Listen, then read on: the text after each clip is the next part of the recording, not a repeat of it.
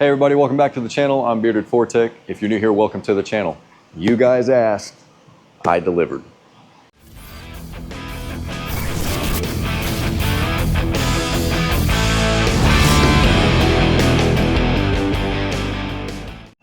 And what I mean by delivered, you guys were asking about the AMSOIL Synthetic Blend motor oil, what my thoughts are on it, and what is the chemical makeup.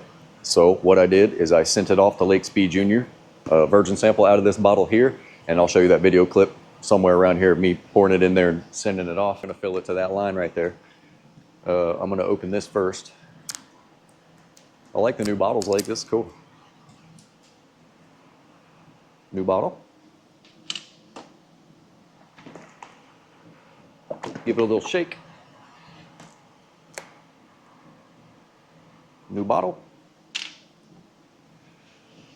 And we're gonna fill it to that line.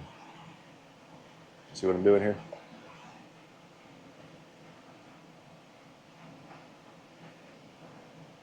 I'm gonna give them a little extra just to be sure.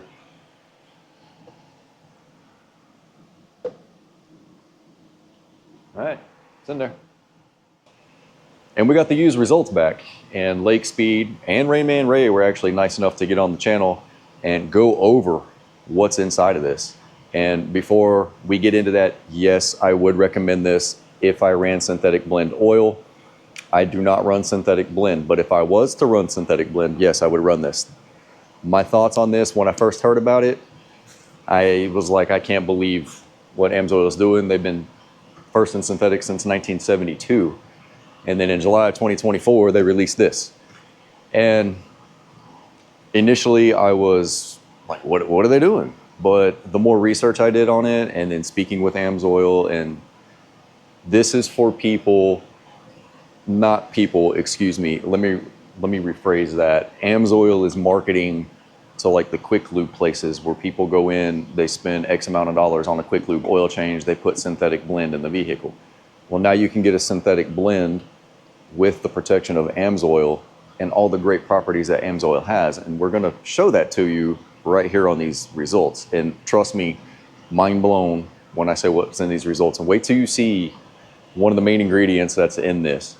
And you'll hear Lake say this wasn't just thrown together, okay? Over 50% synthetic base oils. This was not just thrown together. This took some engineering. This took a lot of thought to actually come up with this blend. And I'll give you a little hint. It's comparable to the Signature series. I'll leave that right there. So without further ado, let's get into that. It's a little bit long, but there's a lot of useful information in there of what is going on in the chemical makeup of this. And he will actually tell you, you can actually go 3,000 to 5,000 miles and get it tested to see if you can actually go a little bit further with it. If you guys want any AMSOIL, I'll leave a link in the pinned comments and down in the video's description. So previously, I sent the test off. This is the virgin sample of the 5W30 synthetic blend that everybody's been bugging me about, wanting to know what's in it. I actually have Ray here with me and Lake Speed. Lake, how does this oil sample look? What does it compare to? Well, this is interesting. I mean, I could go on for quite a long time kind of unpacking some of the details here, because this isn't like any semi-synthetic, right? Because semi-synthetic, synthetic blend, it's, potatoes, the same thing, right? It's just different ways of saying it. It's not a full synthetic oil, but this product is, well, from my experience, this is way closer to the Signature series than the OE oil is, or even, the XL oil that you've been using. It's something, closer in line to the Signature series, and where you can see that right off the bat. Here, let's just pull this up. Right, let's grab your, here we go. Let's do this. Now they said that they used over 50% synthetic base oils. Is what it says on the bottle. Okay, I mean, I'm buying that based off this oxidation value, which is 33.2. So that means there's some type of ester or some kind of oxygen containing molecule in there that usually adds solubility. which means you wouldn't normally be adding an ester to a group 3. So if they were just taking a group 3 base oil and mixing in with some group 2, because those are the low cost ways of making a synthetic blend, is to take a group 2 and a group 3 and you blend them together, and usually you're going to use maybe probably 80% group 2 and then maybe 20% group 3. That technically qualifies as a synthetic blend. The But reason I asked like that, I mean, well, the reason I asked that is because people have the misconception they'll take conventional and they'll take synthetic and they'll mix both of them 50-50, and now they have a synthetic blend. It doesn't work that way. yeah, again, most blends are actually way less than 50%. They're not even close. Like I said, most of them are going to be a group 2, group 3 combination. Maybe somebody gets a little bit carried away and maybe adds in a little bit of PAO with some group 2. But the reality is, the group 2 is going to have enough solvency for the additive package that you would not need to add an ester. But in this case, this high oxidation level right here, that's telling you they have.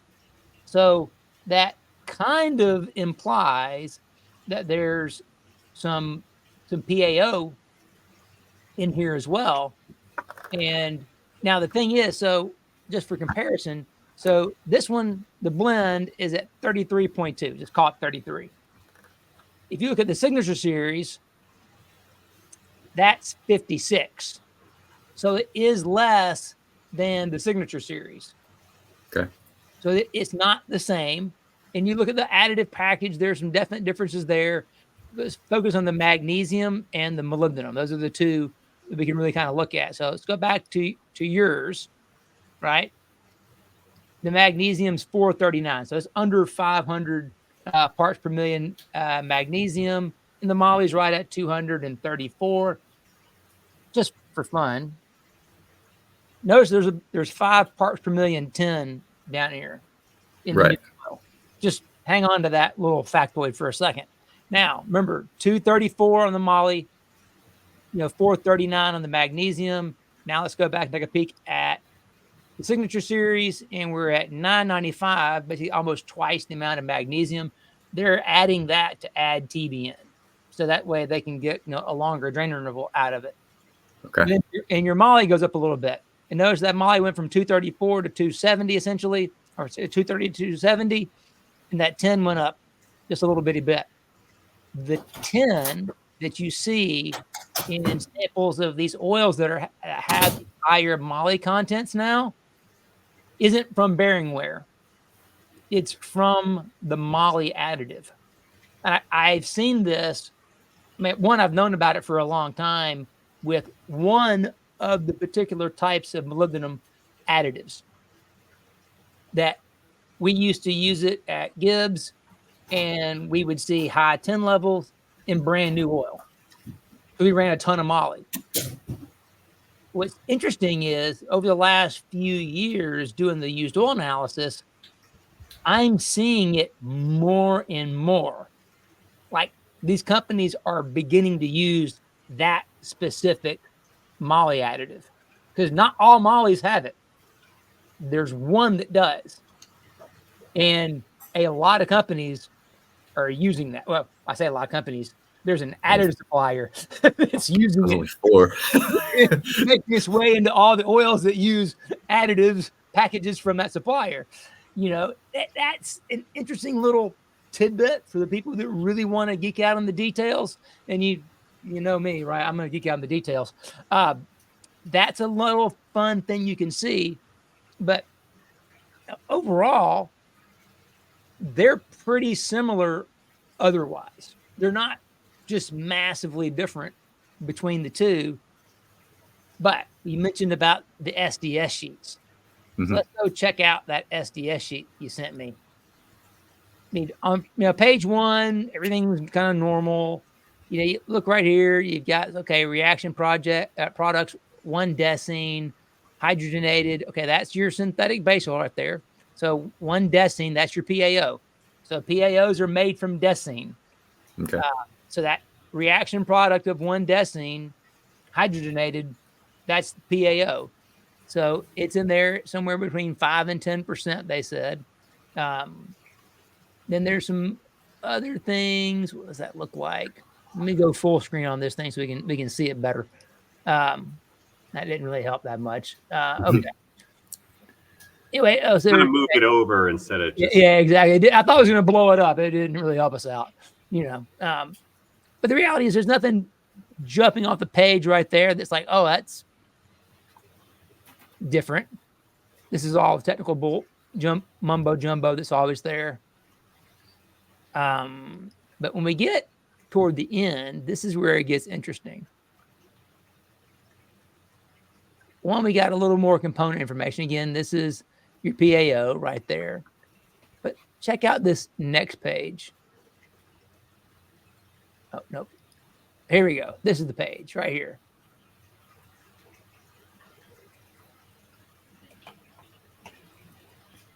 Hang on. Where did it go?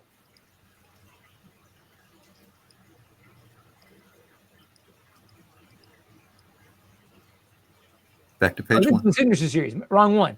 That's why I didn't find it, right? I'm looking at this thing like, here's signature series. That's the PAO. Yeah, yep. Everything about it is normal. Nothing's jumping out. It says there's PAO in it, which is what you would expect from the signature series. And there's an ester in there, which is what you would expect because you have to have an ester to solubilize it. So everything on this SDS sheet tracks with what you'd expect from the signature series. Now, here is that same one for, I'll go back to the first page so you know what I'm talking about, the blend, right? But let's check out and see what happens as we go through this one. We're not seeing anything saying that there's any PAO in this one.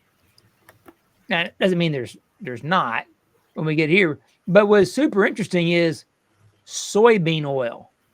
Check that out. So it's like a vegetable ester because vegetable oils typically have the same or similar chemical structure to esters. So that's super interesting. So they're using soybean oil? I mean, that's what it says. Why would one decide to use soybean oil?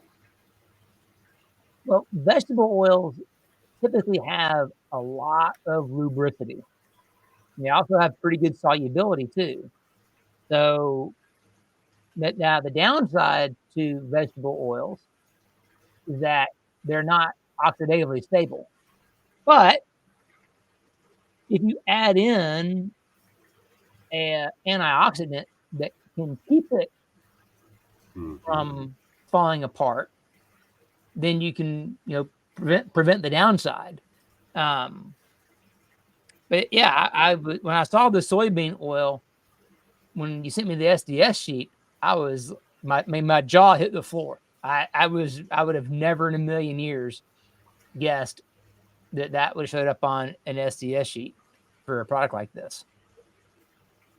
I mean, I guess we can cook with it. I'm just saying, no, don't cook with it. I wouldn't get carried away, but Interesting. I don't know if this is relevant, but I skipped up a couple lines on that sheet there, and it says this product does not contain any Proposition 65 chemicals. Did you guys notice that? You're right. Yeah. That's that California Prop 65. That would have to be literally everything is on Prop 65. Yeah. Right. Like the ink that they print that warning with is Prop 65 ink. It's got to be because they used soybean oil. That balance it out, right? would that be a decent conclusion to draw that it doesn't meet Prop 65 chemical standards because they use soybean oil? No, because it would not count as a synthetic blend that way. So there are some base oils that are not Prop 65 because think about this: the water white base oils that come from a refinery stream can be used in medical products. There are medical grade oils that come out of the refineries. In fact, the Shell GTL, when Shell was not selling the base oil on the base oil market, so they would not have competitors. They were actually selling that same GTL base oil as medical grade white oil. And that's how some people were getting their hands on it to be able to evaluate what does it do. Interesting. Interesting. So just because it doesn't have any Prop 65 doesn't mean that it couldn't be something that is very, highly processed, that it's from an SDS standpoint, there's no risk. So if there's no risk, there's no exposure risk, they don't have to list it. Only things that have exposure risk have to be listed. Okay. So I'm going to give them credit, because I'm going to tell you, I'll be honest, right? When I saw that they had a synthetic blend, I mean, I just shook my head. I'm like, man, they have sold out to try to go play in the shallow end of the pool. And I thought the same thing. I'm like, I've been an AMSOIL dealer for a long time, and I'd even actually talked to Ray about it, and I'd read where you can write to the magazine, letter to the editor, and another dealer was complaining about the same thing. Like, why did you go from full synthetic to synthetic blend? We're going to lose all of our sales now. And they responded back with exactly what Ray told me. They're going to the quick lube places, marketing to them is what they're doing. Okay. Yeah. Yeah. What I was saying is their product is such top tier that they actually price themselves out of customers, because there's a lot of folks that just don't want to pay that kind of money, or it doesn't fit into their vehicle or their lifestyle, and they don't have a problem hitting the quick lube place every, 3,000 miles. So there's some folks that don't mind doing that. And that's what they were trying to go for. Yep. And so it made sense that they're tapping into a market to gain a market share to bring in customers that never even considered AMSOIL products, just because it's out of reach for some people because they don't want it, or just their budget, or they're stuck in their ways, and they're trying to gain market share. I think that was my opinion on the matter. Yeah, and it seems like they've actually put a lot of effort. I mean, this formulation is not something they slap together. I can tell you that just looking at it. That this is. Yeah. I see a lot of oils every single day. I see a lot of stuff, and you don't see a synthetic blend like you don't see many oils. Period. With that profile in terms of oxidation value, having some type of ester in there. Whether that's a bio-derived ester or not, I don't. We don't know. They didn't formulate it. This isn't something where you go into Walmart and pick up some Castrol GTX or some Mobil 1 synthetic blend. It's not going to look like that. It's not going to have soybean. Oh, I didn't think so. All right, not even close. So is this blend oil? Is this in a playing field of other oils' full synthetic line? Could you say that? Like, does it compare to a Halvoline full synthetic, if that even still exists? Like, does it compare to some full syns that are on the lower tier of the quality branch? Oh, absolutely. I mean, just I'm basing a lot off of the oxidation value, because that is the linchpin. Because when you make an oil, you always start with the base oils, and then you add the additives. So the fact that the additive package, isn't we'll call it as strong as a signature series. Well, of course it's not going to be. You're creating a tier down product, right? So you're not going to have, pound per pound the same additive package that you have in the signature series.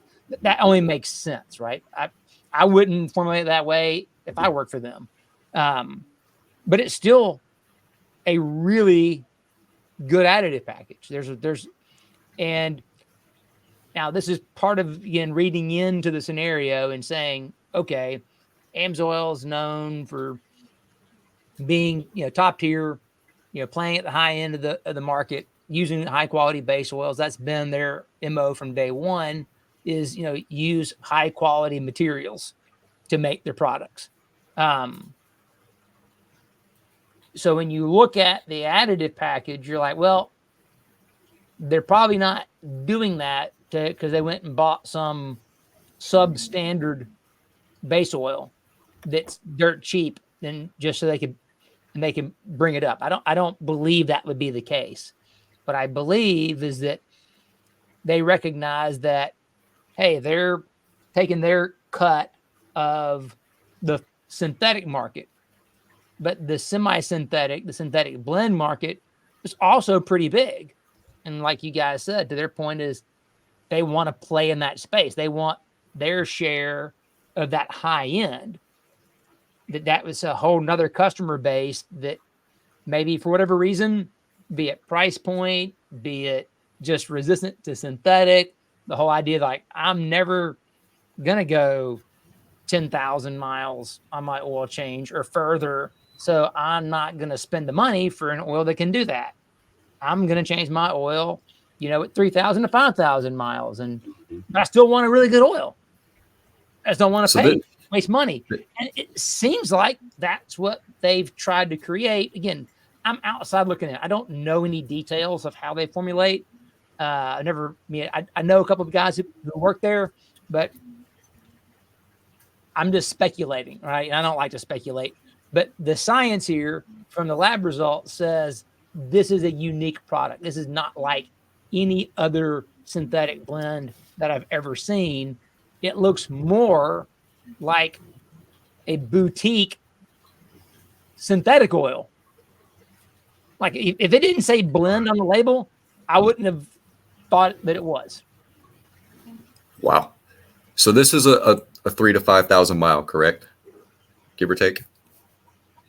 You can't tell that from looking at this. You have to run it until you put it in and run it and watch what changes. You don't know. Because I know people are going to ask me, well, how long can I go on it? And my answer to that usually is go 5,000 and send it off for a test. That's all I can tell you. That's the right answer. That is. So what do you think about protection for the engine for this? It's got a very good additive package. I mean, it doesn't have as much magnesium, but you're not trying to go as far, right? So it makes total sense. You don't need as much. The phosphorus level and the zinc levels are lower than the Signature series. So it's kind of right there at the bottom on the phosphorus for the API piece, as opposed to being at the top on the Signature series. So that's a little bit of something, but there's still plenty of moly in there. Like that's way more moly than most oils you can buy at Walmart will ever have. So that's an interesting one. This one's someday I'm gonna have to test that stuff in an engine and find out how that stuff works. Because there's definitely some positives to this formulation that are pretty interesting looking. Ray, we should send them some.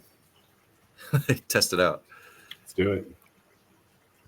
Problem is, I've said yes to way too many projects already, so it might be a while. Like if you send it to me, don't think that I'm going to run right out and be able to test it, because I have a lot of things on my plate because I've said yes way too much. So did we. We're constantly busy. I suffer from the same problem. I can't be like, no, I can't do that. I never say no. I'm super guilty of always saying yes and finding some way to make it happen. But I've got myself now so incredibly busy that I literally cannot see straight. So I'm like, okay, I gotta draw a line in the sand for a little while. It's okay to say no. You know that, right? I mean, we'll still be friends. I know. You sure about that? Tell me that one more time. I need affirmation. Okay. All right. But no, that surprised me. What about you, Ray? I didn't think it would have soybean oil in it. I didn't expect the soybean oil. I was hoping to find out that this synthetic blend was going to be a better oil than some of the competition's full syn. And I'm not surprised. The only thing that surprised me is that soybean oil, but I think that this synthetic blend is right on par with AMSOIL standards. And it makes sense to see them wanting to try to get into other markets. And I think it's the right move, and I think it's a good move. And I'm going to grab some and try it out and see how folks respond to the lower price point, because I pretty much sell only AMSOIL at the shop. And because of that, a lot of folks, they don't want it. They go down to Walmart and they buy Mobile One. They do it all the time. and it hurts my heart. But it's not my car. If they're going to go to Walmart, they might as well buy SuperTech. Yeah, they do that too, and I'm like, no, I don't. I'm not going to put that in, man. You gotta. Sorry, no, I draw the line somewhere, But I think if I have some of that AMSOIL of the blend would at a lower price point on the shelf, I think I'd have a better time at getting them into a better product at the right price point. And that's kind of the mission statement at my shop as it is. I want them to have the best that they can get within their budget. And I think this product's going to suit my need perfect for that. Well, it would be interesting to take some vehicles that are running on, call it name brand synthetic, stuff that's at the regular store. This, typical Group 3 type formulation, which again, it's actually not bad oil. Most of those things are actually do a really good job. They're just not top tier, right? But they're good. They're just not great. It would be interesting to take a vehicle or several vehicles that have a history with those kind of oils and put this stuff in there and see what happens. Because I'm not going to say that the soybean oil is a bad thing, because it actually could be a really good thing in terms of friction reduction.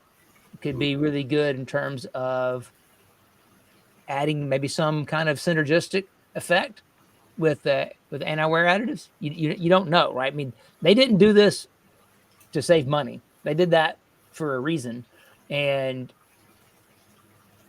I would suspect they had some inkling that this could be good, especially on a short drain interval oil. Because like I mentioned earlier, what happens with the vegetable-based products, because, oh, by the way, all Group 5 base oils, that soybean oil falls into Group 5. Group 5 isn't just esters. Group 5 are synthetic esters plus vegetable oils plus naphtha in it. So Group 5 is a catch-all of everything that's not 1, 2, 3, and 4. So that at least there would be a Group 5 base oil. But what we don't know, are they using it as a co-base stock, or is it at an additive level only? That we don't know. But it'd be interesting to see. This is the most fascinating oil I've seen in a long, long time. And because it's coming from them, it makes it more interesting, because they have an engine dyno. They have the ability to do testing in-house, and versus some of the other companies that just throw claims on labels and don't own an engine dyno and don't do any testing. They just rely on, it's got X in it, so we're going to say that it can do Y. And there's a lot of that stuff that makes me mad. This doesn't. This makes me interesting. I'm just super curious about this oil. So people were asking me, would I run it? I don't run synthetic blend oil, but if I was to run synthetic blend, yes, I would definitely run it. What about you, Ray? I'm in the same boat. I do not run synthetic blend, but I wouldn't have any qualms against it. Right. So that's the interesting thing. For an older car, that could be interesting. If I had a beater car, I'd do it. Well, especially older cars that use some oil and things like that. Again, when you have that higher oxidation level from that ester in there, it can help. It can help clean.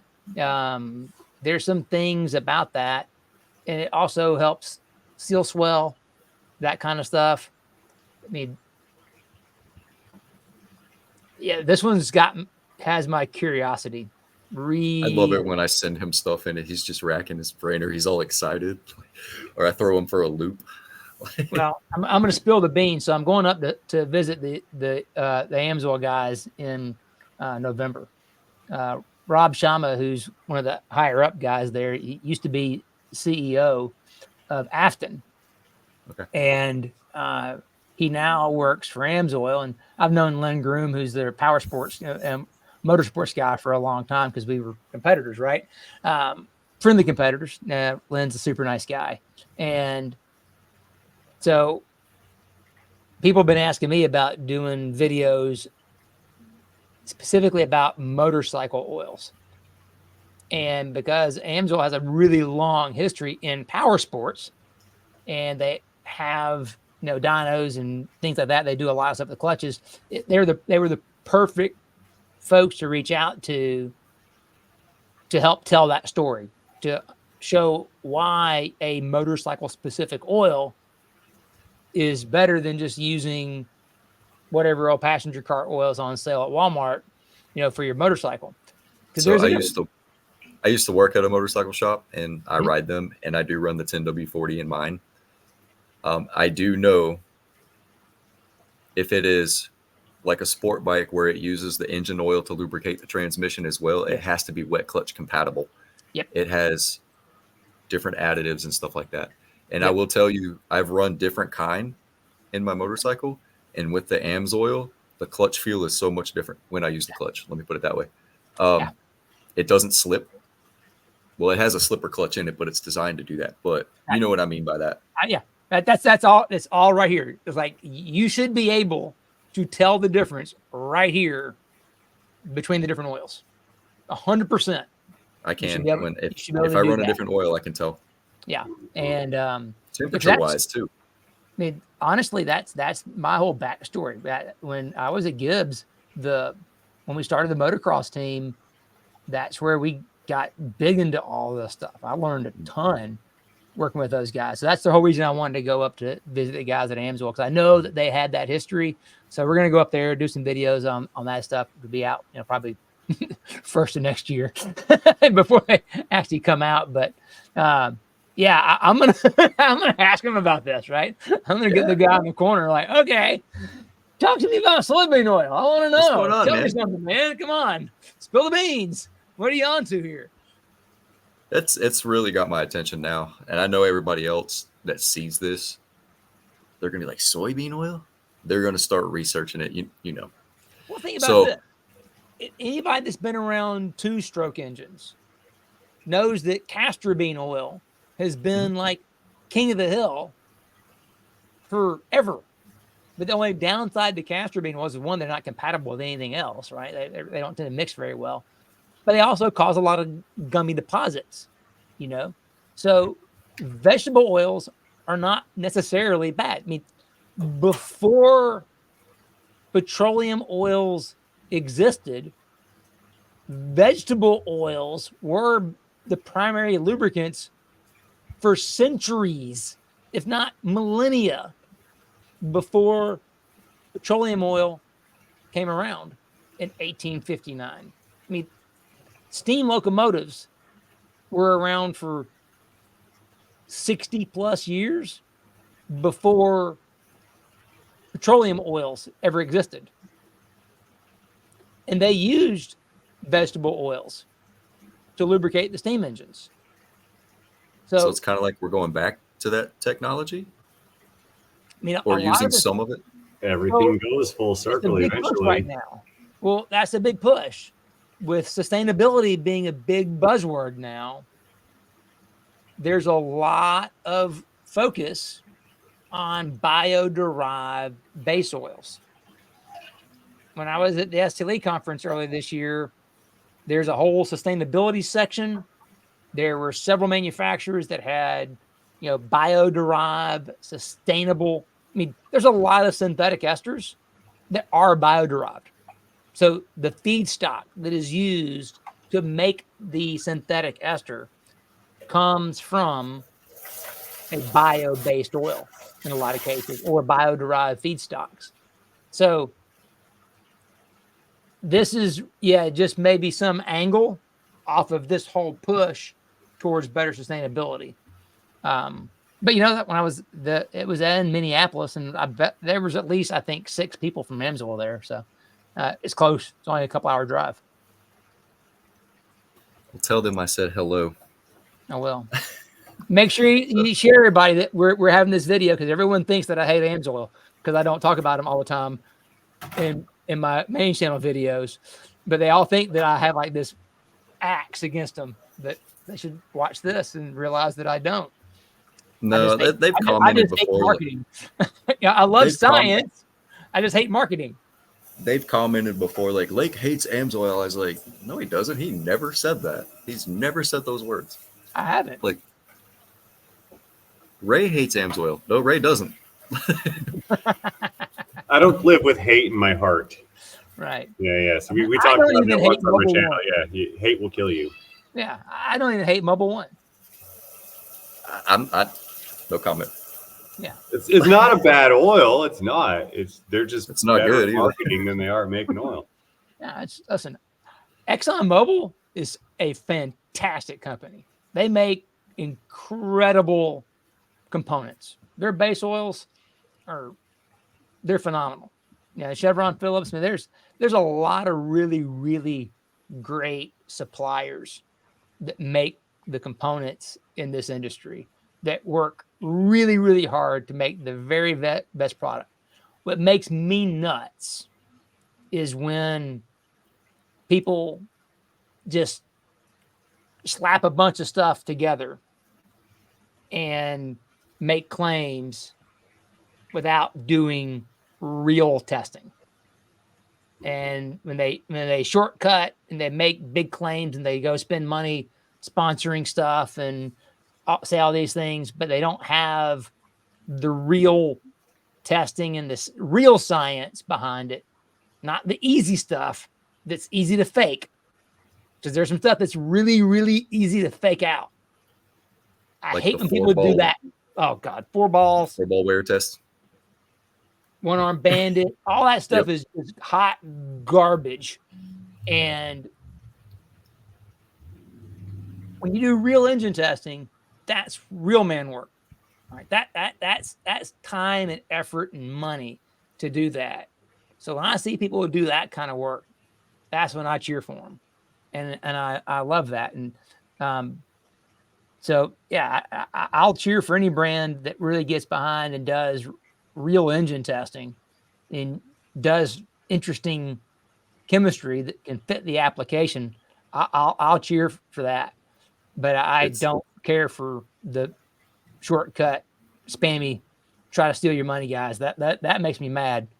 I find it comical. Like when I send you my oil for testing, I literally make a video of me changing the oil, putting it in the bottle, and sending it to you, and then doing a video like this and getting results, and people say that I faked it.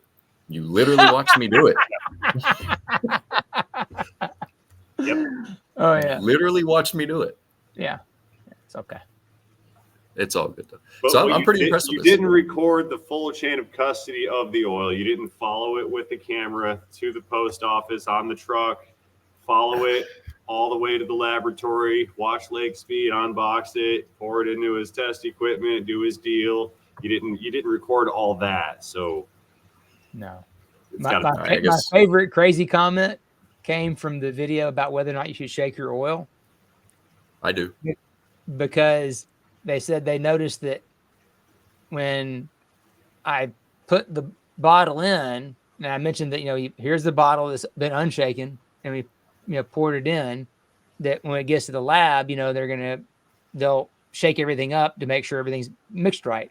Well, then said, well, then it's shaken. I'm like, no, it came out of the bottle unshaken. Yeah. It's like, what are you doing? Like, just because the post office is going to fly around and get beat up, that's not, the shaking isn't changing the stuff that's already in the bottle. It's like, okay. Yeah. I shake it before I dump it in the engine. That's just a habit. It's habit. Yeah. Just do like that. It's just habit. It's just 1 or 2 times. Can't help myself. I know it does nothing, but I do it anyway. Yeah. But I'm interested to see more about this and more information that you get. Please let me know when you go up there to Wisconsin. Yeah, we'll do. And hopefully we'll start seeing some samples of this stuff start coming in.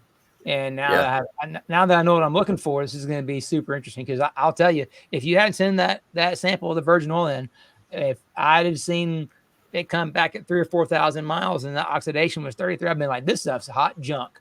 Man, they had totally sold out, like I thought initially, right? But That's why I wanted to do the virgin, because everybody keeps asking me what I run it, what's inside of it. I don't know what's in it. It doesn't even say how long you can go on mileage. So I know who will know what's in it, and I'm going to send it to him. So that's what I did. And the comparison between the two, I think, is what really shows up, right? Is that it's not. It is definitely a step down from the Signature series in terms of overall chemistry, but it's not a sellout. It's still way more additive than what you would get from most, bargain brand synthetics out there. And obviously, base oil wise, it's even better than what you would get from most bargain brand synthetics by a long shot. So seems like it's going to be probably a pretty interesting product that hopefully works out well for them. So it's priced at a pretty good price point. And What was it? You got it up on your, you can look it up. Yeah. I mean, it's not like 11, 12, 13 bucks a quart. I'll tell you that right now. I thought it was, off the top of my head, I think it's like $6 a quart. Okay, yeah. Somewhere So around there. it is less than the OE. Oh, yeah. Okay. Wow. All right. Nice. Let me find it. Hang on. 530. I'm going to look up 530. Looking. See, Signature Series. A quart of 530. Signature Series. That's going to be $15.49. And those are retail prices, right? Yeah. That's if they're not a preferred customer. So yeah, that's retail, not preferred customer price. Synthetic blend, the 530. That's $8.55, somewhere right in there. Yeah, $8.55, $8.54. It's a little bit less than the OE. Yep. Okay, that'd be interesting to see how those two compare.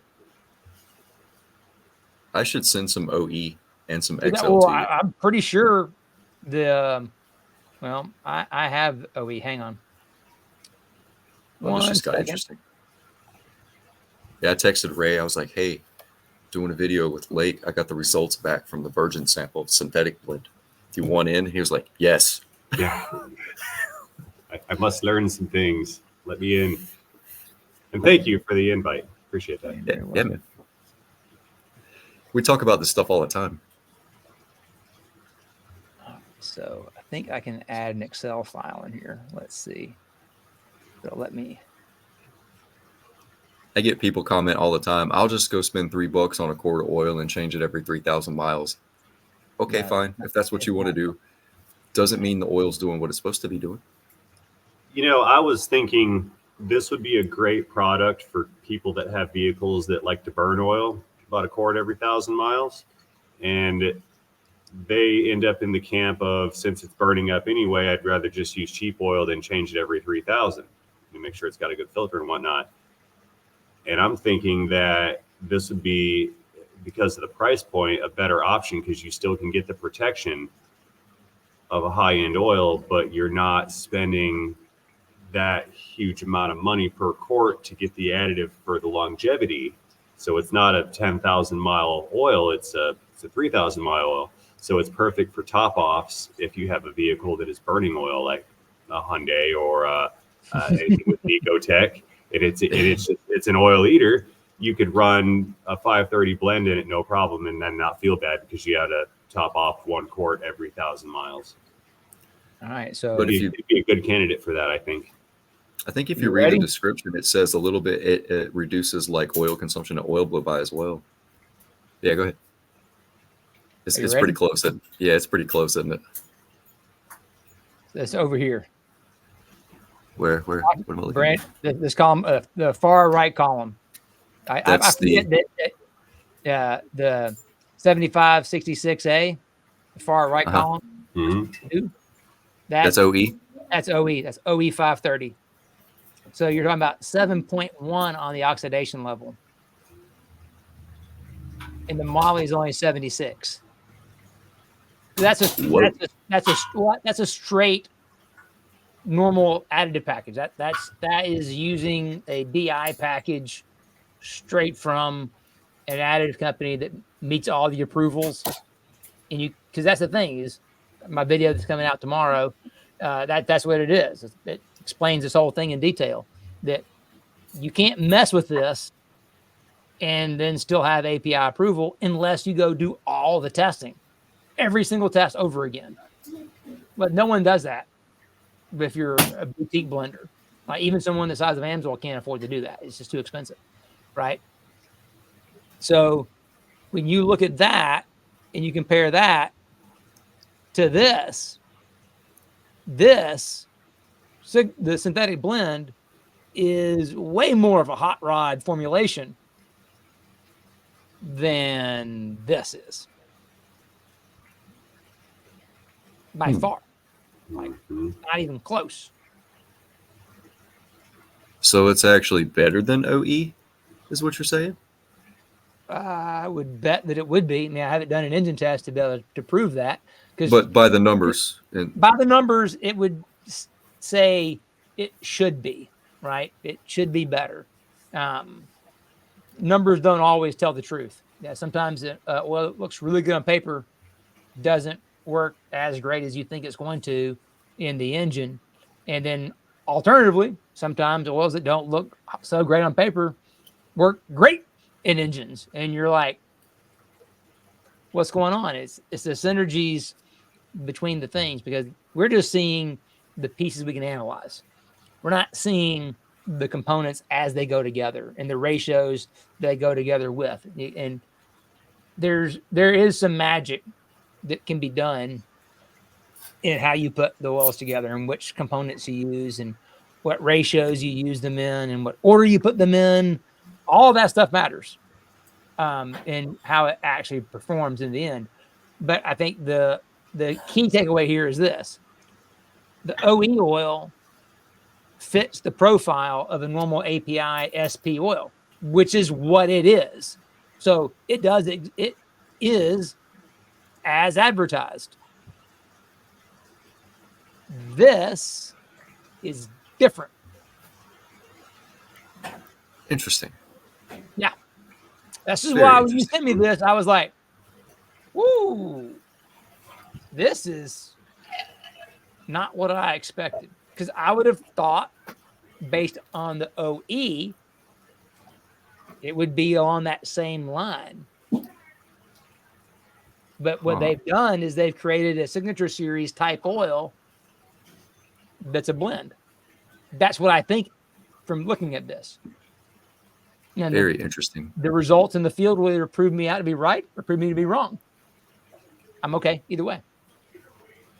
That's interesting. So we need to find somebody to buy some of this so we can test it. Yeah, exactly. Or just put it in your own car. Come on, somebody's got a car that can put it in. Yeah. I'm sure I can find somebody to put it in. I'm sure I could. Interesting. No problem. Very interesting. So, okay, if we're going to test this, do you recommend going 3 or 5? I would go 5. Go 5? Yeah. Okay. Go 5 and test. Okay. Yeah. Very interesting. All right. A lot of information here. Happy to All help. results. All results are within normal range. I love it when I send you stuff and catch you off guard, though. Yeah. That's the whole point. But Ray, you got anything to say? I do not. No, I've absorbed, I think, as much as my brain can handle. It's a lot of technical info, and I've got to process that. But I think I got my takeaway from it is it's better than the top tier stuff from other competitors. That sort of was what I was looking for. Cool. Mm-hmm. Blake, I appreciate it. Thank you for going over the results. Happy to And, do it as always. Yeah, I appreciate you taking the time to do this video with me. No problem. But we will find some used synthetic blend sample to send to you. All right. I'm going to order some and then sell some, and then I'm going to take samples when they come back. I'll get some real world samples of this, no problem. That'd be There we awesome. go. That'd be really interesting to see that, and maybe we can come back after we get a handful of them and see how they look. It's going to be good. It's going to be a good one. Awesome. Well, I appreciate it, Blake. Appreciate it, man. Yeah. We're good.